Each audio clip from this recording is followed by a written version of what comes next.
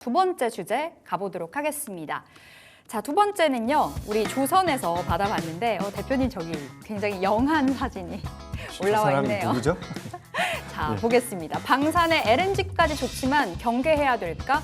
자, 지금 자리 조선 고일까요? 스탑일까요? 네, 저는 일단 고입니다. 고. 예. 오, 굉장히 용감한 그 선택이 아닐까. 제가 이제 조선 쪽에 대해서는 사실 작년 말부터도 살짝 보수적인 의견을 드렸거든요. 근데 보수적인 의견을 드리면 항상 했던 말이 좋은데 보유하신 분들은 가져가셔야 되는데 신규 매수는 좀 어렵다라고 의견을 드렸었어요. 근데 우리가 지금 시장의 분위기 자체가 아직까지는 살아있는 섹터 중에 하나라고 저는 보이기 때문에 일단 그 의견을 드리는데 앞서 잠깐 말씀드렸던 것과 마찬가지로 여전히 경계는 하셔야 됩니다. 우리가 지금 조선주 같은 경우는 사실 저는 LNG 쪽에 대해서 조선주에 대해서 굉장히 긍정적인 의견을 많이 드려왔었거든요. 그러니까 작년에도 트럼프 쪽에 대한 모멘텀을 받아가면서 우리가 MRO라고 이야기를 하죠. 방산 쪽에 대한 모멘텀들을 받아갈 수 있다라는 명분으로 이제 하나오션 같은 기업들의 주가 흐름이 좋았는데 당시에 제가 이 조선 쪽 같은 경우는 오히려 LNG 쪽을 보셔야 된다라는 말씀을 많이 드렸거든요.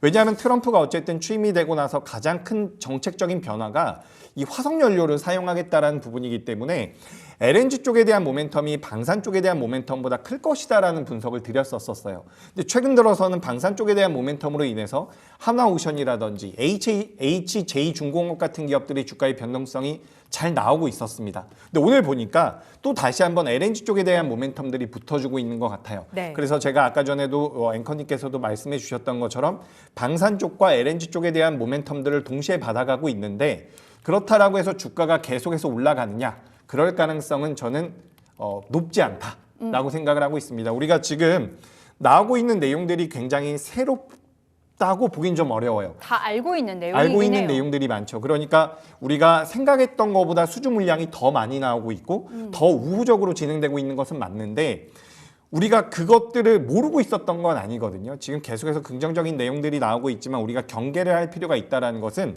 주가가 밀렸을 때입니다. 네. 그러니까 우리가 예를 들어서 지금 강하게 올라가다가 눌림이 나오고 있는 종목군이 예를 들어서 AI 소프트웨어가 있다라고 한번 해보겠습니다. 그렇다라고 한다면 AI 소프트웨어 같은 경우 주가가 올라가다가 눌림이 나오면 저는 매수의 관점이라고 말씀을 드리는데 조선주 같은 경우는 지금 눌리면 저는 매수의 관점이 아니라는 거죠. 왜냐하면 주가라는 것은 어쨌든 투자자분들의 그런 심리가 많이 반영이 되기 때문에 일정 수준 밀림이 나오면 거기서는 밀림이 이어질 가능성이 높다라고 봐요. 그래서 우리가 2026년도, 2027년도에 대한 기대감, LNG 쪽에 대한 기대감과 방산에 대한 기대감이 여전히 있고 우리가 실적적인 부분을 놓고 본다라고 한다면 지금 조선주들이 고평가라고 볼 수는 없어요. 하지만 밀린다라고 한다면 거기서는 대응이 필요하다. 그리고 신규로 접근을 한다라고 한다면 조선주들이 생각보다 많이 조정을 받은 이후에 접근하시는 게 어떨까라는 말씀을 드리고 싶습니다. 그래서 오늘 전반적으로 보시면 성광밴드라든지 태광 같은 기업들 그리고 제가 우리 방송에서도 우리 딜사이트에서도 여러 차례 말씀드렸던 기업 중에서 동성화인텍이라는 기업이 있어요. LNG 본행제를 만드는 기업인데 이런 기자재 같은 경우는 오늘 전반적으로 LNG 관련되어 있는 내용들이 나오면서 변동성이 나오고 있거든요. 과거의 고점과 비교해서 과거에 만들어놨었던 PER과 PBR과 비교해서 지금 매력적입니다. 근데 쫓아가는 것은 저는 경계할 필요가 있다고 보는 게 어떻게 보면 앞전에 말씀드렸었던 내용과도 조금 내용이 통할 수가 있어요. 네. 그러니까 지금부터 이번 주 다음 주 지나가면서 자금이 지수 쪽으로 넘어간다라고 한다면 조선주들은 그때는 경계가 필요할 것 같습니다. 그래서 일단은 고의 의견을 드리지만 경계는 필요하다라는 말씀 드려보겠습니다. 어느 정도 눌렸을 때 눌린다는 시그널이 나오면 좀 챙길 필요가 있겠는데 오늘 이 주제로 선정을 한 이유는 사실 오늘 장 초반만 해도 조선이 좀 밀리나 싶었거든요. 근데 네. 다시 말아 올려요. 뭐 이렇게도 표현을 해볼 수도 있을 것 같은데 조선은 고사인. 그렇다면 지금 자리 괜찮게 보는 종목도 있어요? 그렇죠. 예, 제가 일단 종목은 좋아하는 종목들이 많이 있습니다. 네. 일단 지금 시장에서 많이 나오고 있는 게 제가 오늘 보니까 그 벙커링 선에 대한 이슈가 좀 있더라고요. 벙커링 선이라는 것은 LNG가 예전에는 우리가 이제 자동차를 타면 주유를 하러 주유소에 들어가는데 이 LNG 선 같은 경우도 연료를 충전하기 위해서 들어가야 되거든요. 벙커링이 설치되어 있는 그런 뭐라고 해야 될까요?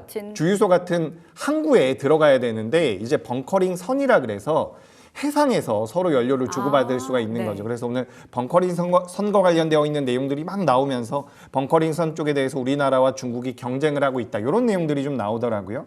근데 우리가 어쨌든 지금 미국이 중국을 규제하고 있기 때문에 중국과 이런 대립각을 세우고 있는 산업에서 우리가 반사 이익을 받는 것은 맞습니다.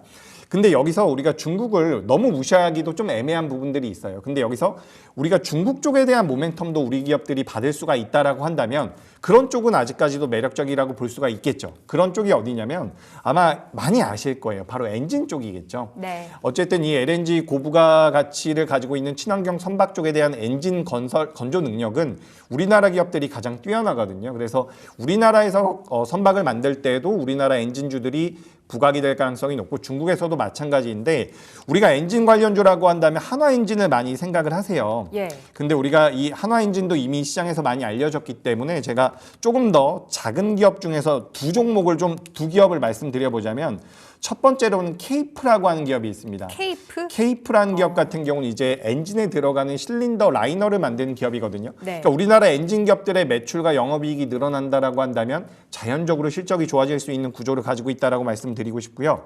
두 번째 기업은 KSP라고 하는 기업이에요. 이 기업 같은 경우도 엔진에 들어가는 부품을 만드는 기업입니다. 그래서 이 케이프와 KSP 같은 경우는 지금 시장에서 부각이 됐었던 조선사들과 엔진주들에 비해서 주가가 많이 못 올라왔다라고 저는 판단을 하고 있습니다. 실적적인 부분들이 부각이 된다라고 한다면 상승 여력이 남아 있는 것은 엔진 쪽에서 좀 더 투자 아이디어를 파생해 보면 이 두 기업이 되지 않을까. 저는 이렇게 의견 드리겠습니다. 벙커링 선 말씀 주셨고 파생해서 그 종목들 케이프와 KSP 종목 챙겨보도록 하겠습니다.